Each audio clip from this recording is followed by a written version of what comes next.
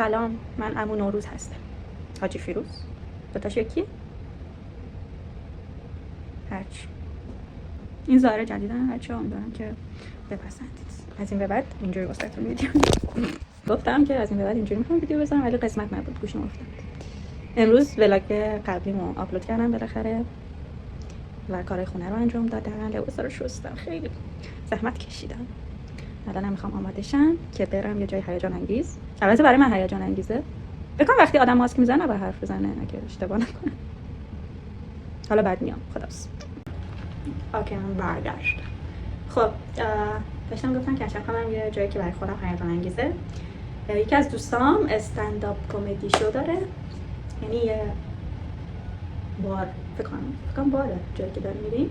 یه بار هست که شما اونجا مثلا رزرو کرد و بری اونجا میکروفون برداری و شروع کنی به استندآپ کمدی که مثلا اینجوری و اون امشب اجرا داره و من خیلی خوشحالم. البته از یه طرفم نگرانم چون فکر میکنم که به اصطلاح منو میخواد رست کنه، یعنی هست که یهو به یکی از بیننده ها گیر میدن و مسخرهش میکنم اینا، فکر میکنم که این کار با من بکنه ولی مهم نیست چون من خودم روزانه خودم رست میکنم، پس اصلا نگرانی وجود نداره. بریم آماده شیم. Tourism! Ah, drug dealer. Very nice. And who are these people that you're with, Marwan? It's Mansoor. Mansoor. Hello, Mansoor. Ali. Ali. You're literally going to go through their names, okay? Ali. Yes. And? Ahmad. Right. Fan. A fan? Fan. Fan. Sorry, I thought he just liked him over there. That's nice. Where were you 2 years ago? In Dubai. In Dubai, okay. You're like a riddle. You're going to give me little clues as we go along.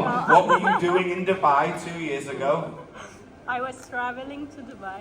You were traveling to Dubai, okay. And then what happened? She's the kind of friend that I want. If I ever get arrested by the FBI, I want them to interview her. She's going to tell them nothing. She's not going to say where the murder weapon was, where the drugs were kept, or anything like that. You're perfect for this. Glad that you're here. Good cook. She makes a great roast potato. I'm super woo-woo, spiritual teacher. Mentioned that earlier, right? But I like to put the woohoo in woo-woo. I like to make it crazy. Because why not? You only live once. I'm not for everybody. I don't mind if some of my country folk think I'm... I've been here 2 weeks. Love the city. Yeah. I've learned so much about Pakistan.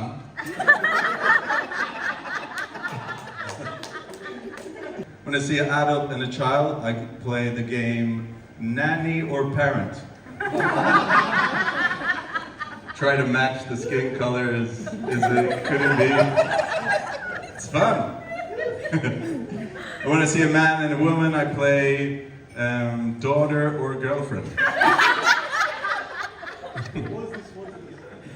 This is your girlfriend? Daughter. No,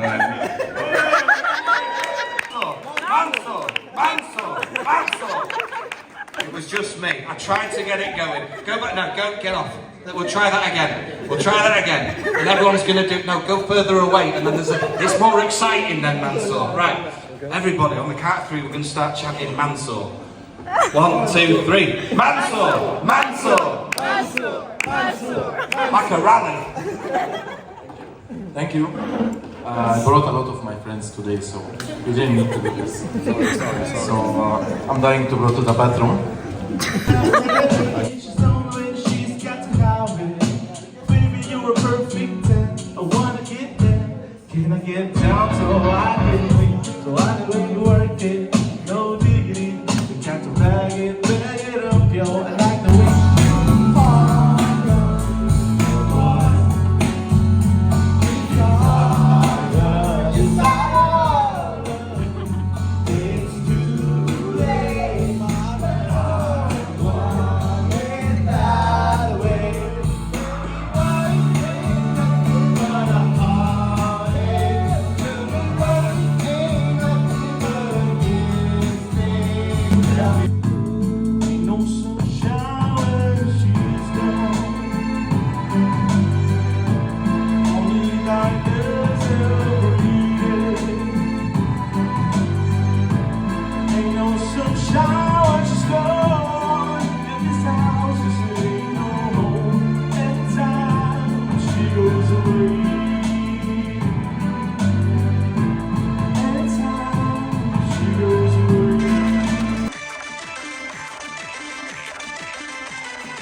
هلو، من دوست دارم خیلی پر انرژی باشم. با آهنگای اندی شروع کردم.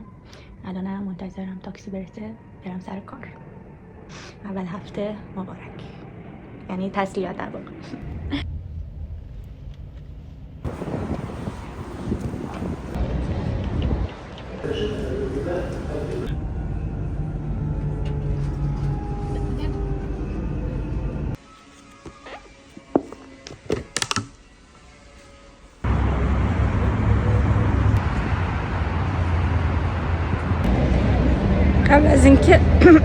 قبل از اینکه این ولاگ رو شروع کنم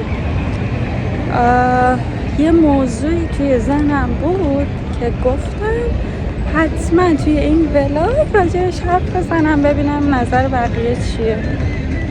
الان یادم رفت اصلا موضوع چیه.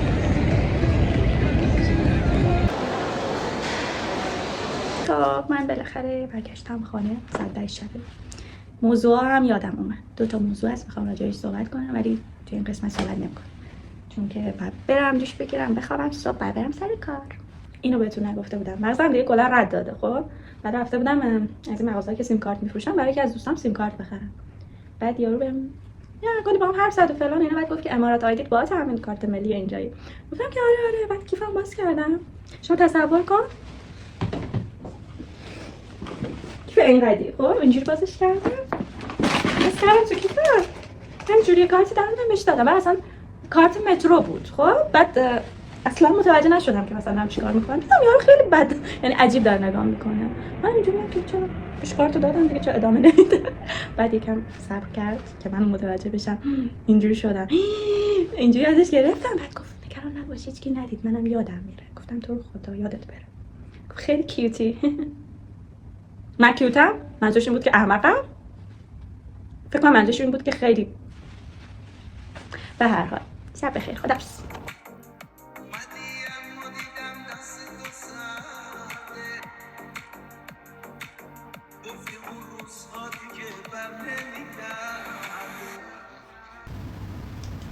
امروز یکی از دوستام از بوشه اومده دبی و بعد از کار میرم ببینمش. جاتون خالی. و این دوستم نمیدونم چند سال میشناسمش. 9 سال.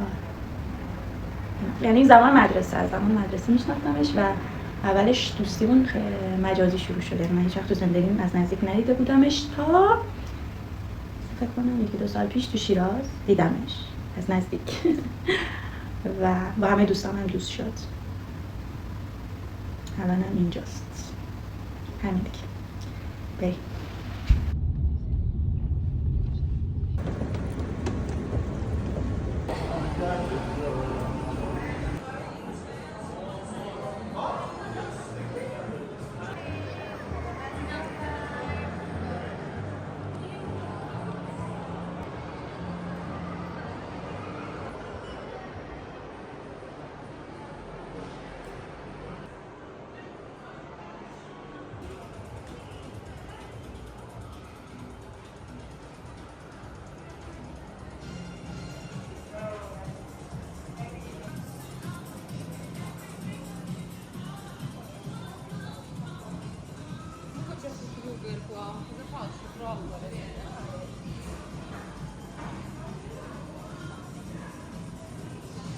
اینجا خیلی خوشگله.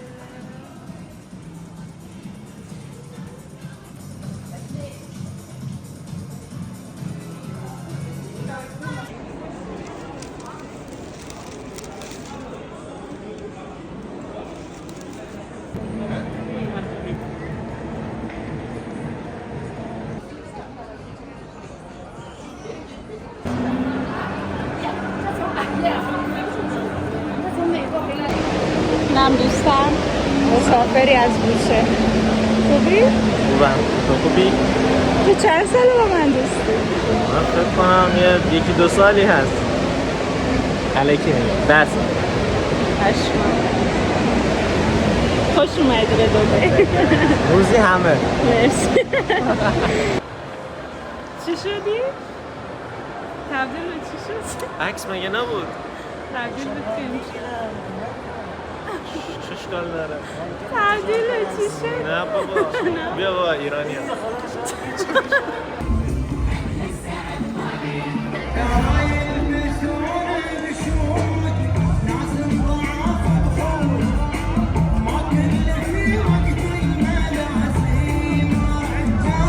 من برگشتم خونه و حدوداً 10 کیلومتر راه رفتم. دقیق بخوام بگم 9.7 کیلومتر راه رفتم و یه جورایی پاهام و کمرم رو دیگه احساس نکنم. خدا نگهدار. به هر حال جالبه که دوستاتو ببین. کاش بقیه دوستام هم بیان و ببینمش. اشاره غیر مستقیم.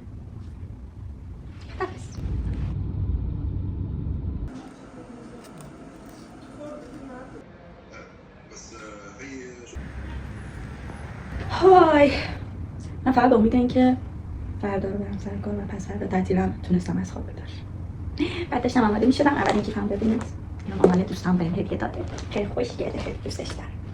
بعد اومدم بازش کنم و سلام بذارم توش با یه صحنه رو برشم یکم پشمام ریخت. اول دیدم پوله گفتم شاید وقتی ایران بودم مثلا درهم گذاشتم توی کیفم، ولی نه. بعدن یادم اومد زمانی که من اونجا بودم جنگ بود، چون به اینا فکر کردم گفتم اگه من عید رفتم که پول مثلا چه من پنجه خشک. بعد یادم اومد که نه، زمانی که من رفتم جنگ بوده و نمیدونم یادتونه دیگه میگفتن پول نقد همراهتون باشه و اینا، چون اینترنت ها قطع میشد، برقا قطع میشد، همه چی قطع میشد. این چندیه بچه‌ها؟ 55 تومانی. یادم یه روز رفتم قهوه بگیرم، بعد برقشون قطع شده بود، پس نمیتونستم کارت بکشم. من اینجوری با 5 تومن انگار داشتم بهش شاباش میدادم. یعنی خیلی صحنه بود که خیلی غم انگیز بود. هم از داستان امروز.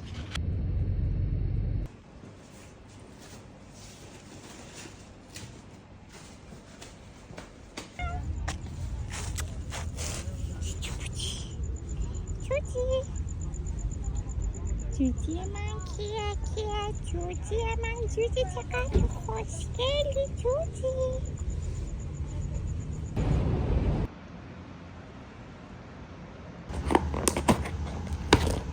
تادا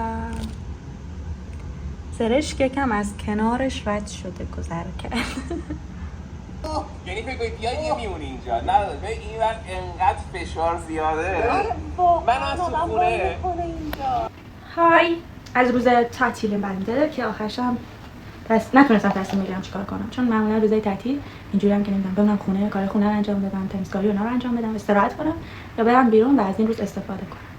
و بین این دو تا روز همیشه گیرم. قبلا که مثلا 2 روز تعطیل بودن در هفته خب خیلی راحت تر بود. یه روزشو مثلا میرفتم بیرون، یه روزشو میموندم خونه. اکثر وقتا هم 2 روزشو میموندم خونه، ولی خب واقعا میتونستم استراحت کنم. الان یکم دشوار شده برام. دیگه گفتم الان که میخوام مام روغن بزنم بیایم با هم یکم حرف بزنیم، ببینم این قضیه برای شما هم اینجوریه یا نه. در مورد سن و گذر زمان این مفهومه اصلا برای من قابل درک نیست بچه. یعنی همیشه باهاش مشکل داشتم، اصلا نمیتونم یه سری چیزا رو بپذیرم، واقعا دلم نمیخواد. بعد اینجوری بود که مثلا یادمه بچه که بودم هنوز مدرسه نمیرفتم، فکر می‌کردم اونایی که مدرسه میرن دیگه چقدر بزرگن. یعنی من گفتم که هر وقت رفتم مدرسه یعنی من دیگه بزرگ شدم. بعد رفتم ابتدایی دیدم که نه، ولی همینجوری میگفتم اونایی که مثلا دبیرستانن فکر کنم دیگه اون موقع خیلی مثلا من اگه برم دبیرستان خیلی آدم بزرگیم. رفتم دبیرستان دیدم نه من هنوز همونم، تغییر نکردم، مثلا احساس بزرگ بودن نکردم و فکر می‌کنم بزرگ بودن برام این بود که چه می‌دونم تکلیف آدم با زندگیش روشن باشه، بفهمه مثلا داره چی کار میکنه.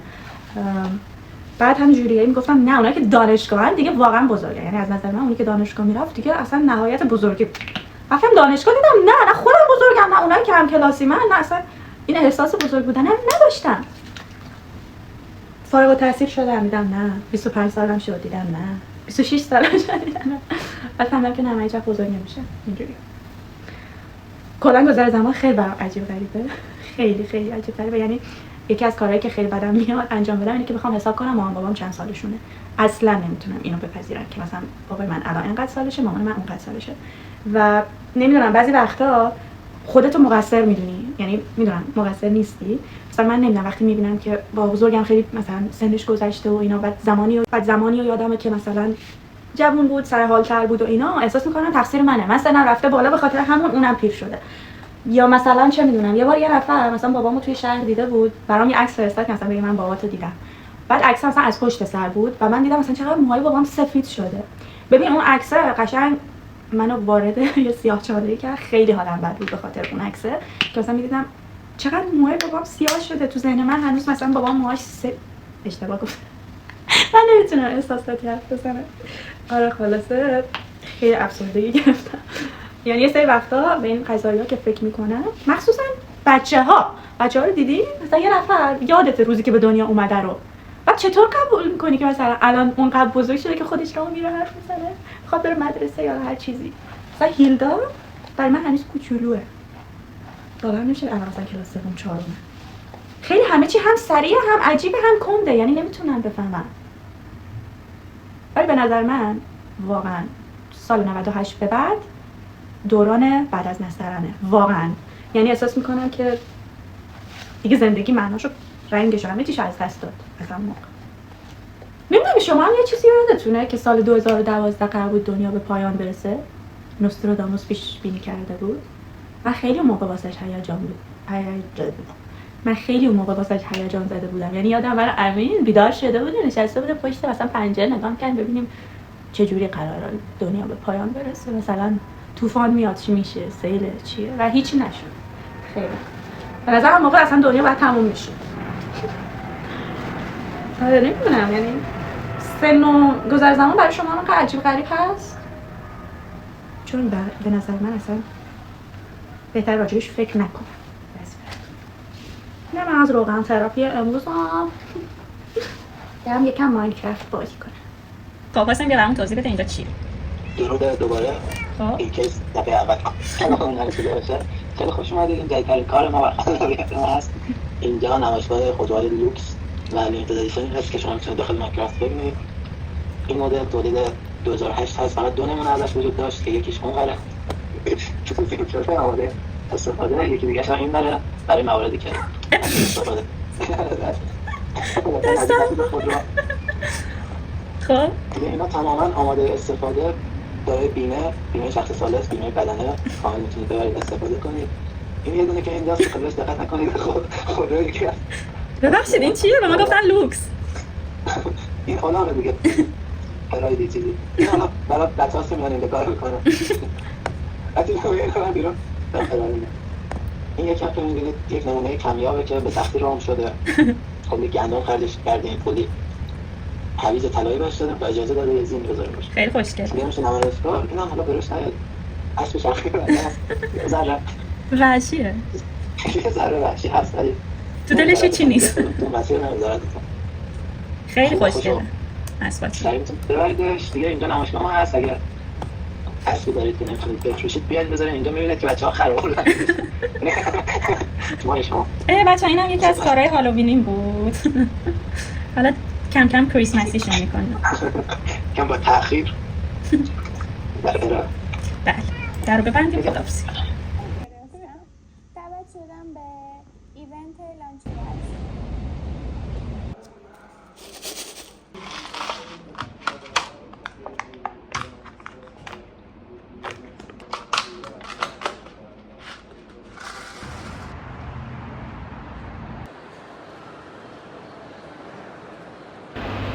فکر کنم سفارشم رسیده باشه. اگه سفارشم رسیده باشه امشب آنباکس داریم. خب بریم آنباکس کنیم. جعبش سنگینه. یه جورایی هم یادم رفته چی خریدم. اول از این عزیز دل شروع کنیم که همین الان تهیه شده. سفارش مادرم. البته این برای خودمه، این برای مامانی.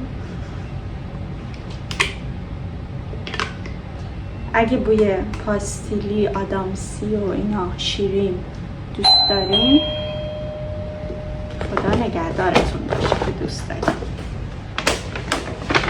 آنباکس قرمه سبزی. غذام رسید. نمیدونم اول آنباکس کنم یا اول غذا بخورم. آنباکس میکنیم. آماده اید؟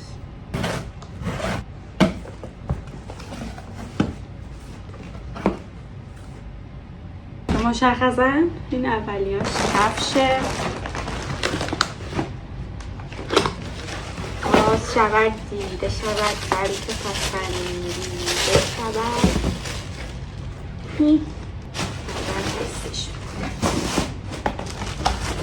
یه دونه کفش دیگه.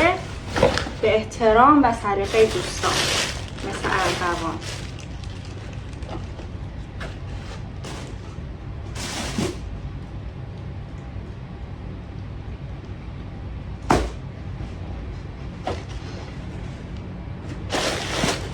خوشگله. شبیه نیستن بچه ها. این مشکی داره. شبیه نیستن. یه کیفی که میتونی کل لوازم خونت توش جا بدی و با خودت ببری این بر.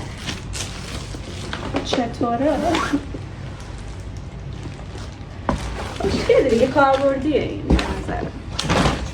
دیگه چی داره؟ اوه بچه من یه دونه عینک خریدم و واقعا استرس دارم که عینکه بهم نیاد. به نظرتون نمیاد یا نه؟ تادا خدایا بهم بیاد، خدایا بهم بیاد، خدایا بهم بیاد، خدایا بهم بیاید، خدایا. عینکه واسه این رنگی نبود. من عینک مشکی خریدم. من اصلا رنگی نخریده بودم. دلیلم خوشگله. محاله نیست. تنوع. من این رنگی نخریده بودم. خیلی آشغالم. البته میتونم پسش بدم. یکم فکر کنم راجع به شاید این رنگی براتون بهتر باشه.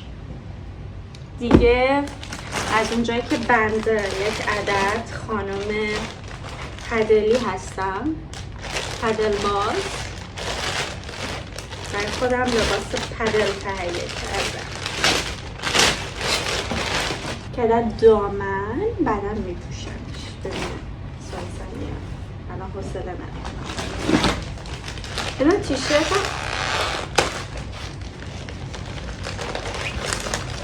خب این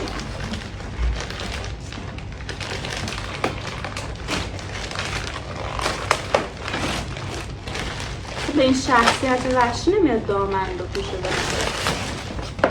تیشرت باحاله.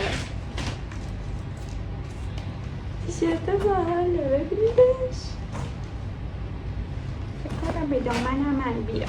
شاید بتونم که پدل من بپوشمش. و اما یه ژل ابرو که فکر میکنم هنین خیلی تعریف اینو بهم داده بود. فکر میکنم امیدوارم که درست بشه. بدونم کوله گرفتم.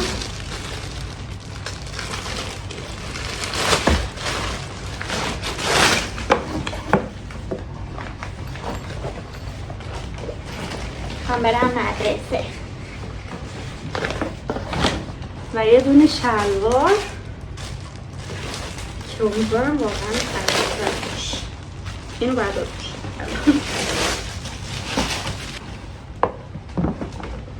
بپوشمش. خوبه بدش نیست. فکر نکنم انقدر بلند باشه چون مثلا خریدم که شلوار کوتاهی باشه. یعنی مثل بقیه شلوارام نباشه. پیدا شد. نگم بزنم. خوش اومدی به بلاد پارتی. کاری بد نداریم با کاپگان. خوبه.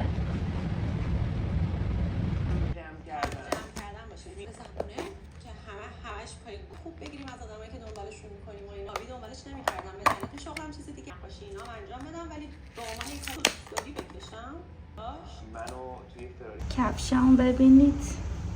اینجوریه. ولی احساس می‌کنم که کفشام برام تنگه. میتونم تشخیص بدم.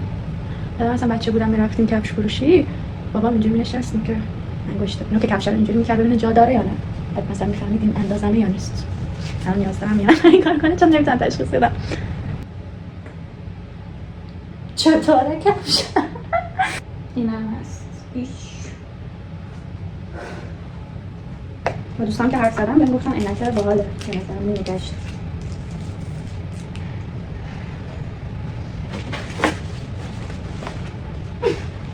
خدا نگهدار. از بین خریدام فکر کنم فقط ژل ابرو همون بود که هنوزم ازش استفاده نکردم، نمیدونم کار میکنه یا نه. و کیفه هم خدای خودش بود. کفشا رو احساس میکنم که یعنی احساس که هیچ درخواست دادم بیان ببرنش، یکیشو سایز بزرگتر نداشت به خاطر همین گفتم بیان پسش بگیرم، یکی دیگه‌شم سایز بزرگتر داشت، نیم سایز، درخواست دادم بیان تغییرش بدم.